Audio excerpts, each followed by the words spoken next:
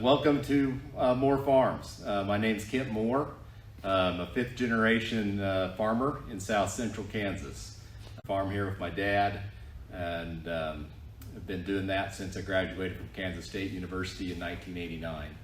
And my wife and I are involved, and have a couple kids. They're taking the path of being lawyers, but that's all right. One of them's here local and helps us out quite a bit when he can. But this farm has been here in Pratt County since 1877. So like I said, I'm the fifth generation to be here, and very proud of that fact. And I serve on the Kansas Corn Commission for this South Central District of Kansas, and have served on the commission for a number of years now. And I think the important thing about the Corn Commission is just producers like the commission coming together and having an understanding of how to utilize the checkoff penny that the commission collects for each bushel of corn used in or produced by Kansas. That's put to a lot of different uses, but one of the primary purposes of that checkoff and that commission funding is to increase use and demand and export of corn.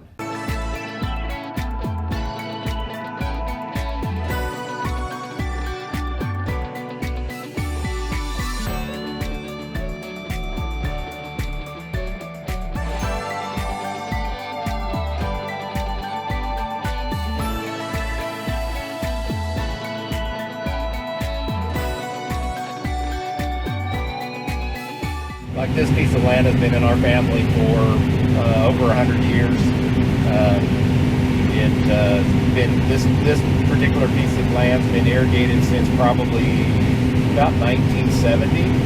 A lot of the irrigation development in this area happened kind of between 1970 and 1985, and we are definitely in a part of the state that's blessed with really good water resources.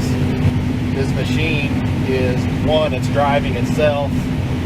It knows the longitude and latitude line that we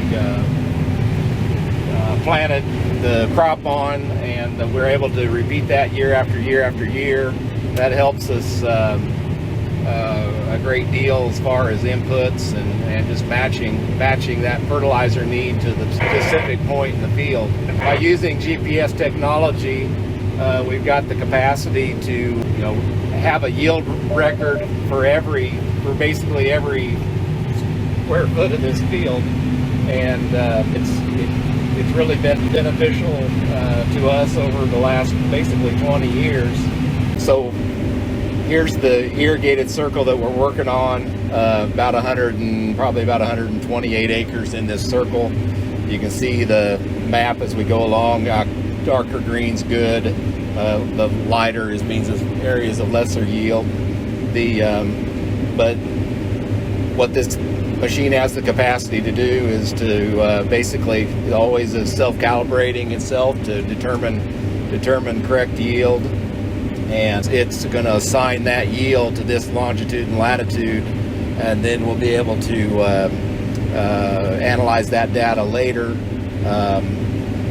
That data goes from this unit, it goes to the cloud basically, where we can then basically from anywhere use different computer type software to analyze what happened and why it happened, and try to gain some knowledge that'll help us in the future.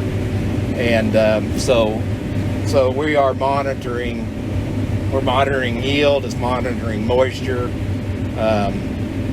all in this unit, and it's amazing that we can have that data right at our fingertips.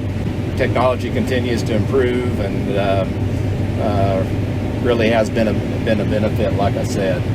The field we're on, that's probably this 230-ish bushels per acre is probably pretty typical yield for this field, for the soil type we have, the amount of water per minute that we can apply, So I think this crop's a real good crop.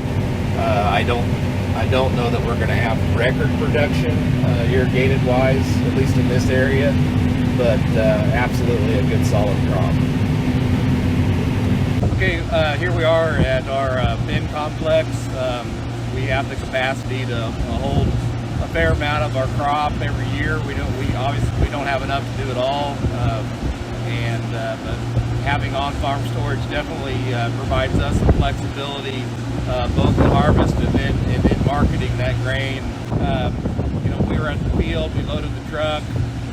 The truck comes here, gets a full weight, goes and dumps the load into the pit and runs into any one of those 5 bins over there, and then we can do the empty weight on the truck, take a sample so that we know the moisture, the quality, test weight, all of those things help us know how to treat that corn once it's in the bin and maintain quality throughout the time we have it there. The corn here kind of goes 2 places. I mean, it's either going to go to cattle feed or it's going to go to the local ethanol plant, and that's been very, very important to us. Obviously, cattle feed has been in the picture for a number of years. The easiest way for us to export corn is to make it pounds of beef. And on the flip side of that, obviously, is ethanol. Ethanol has been part of the picture, at least in this neighborhood, for probably the last 10 years that we've had a local ethanol plant, and we already have taken a couple circles of corn there this year, just direct from field to the ethanol plant in Pratt. And obviously that's important to us. It provides us an opportunity to have another market for grain, another demand for grain, where they can convert that corn into ethanol and have the capacity for providing clean, domestically available fuel for the United States, and then there again for export. Obviously the byproduct of the ethanol process is the distiller's grain. There again, we're blessed to have enough cattle feeding capacity in this area to utilize those DDGs, and they get used readily.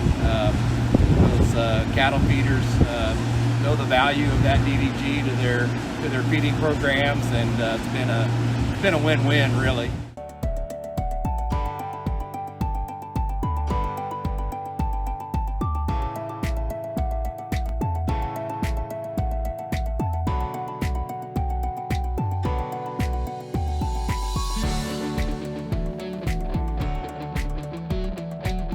We're good at growing it, and we need places to go with it, and we're proud to supply our domestic needs, and very, very interested in export and supplying the needs of the world.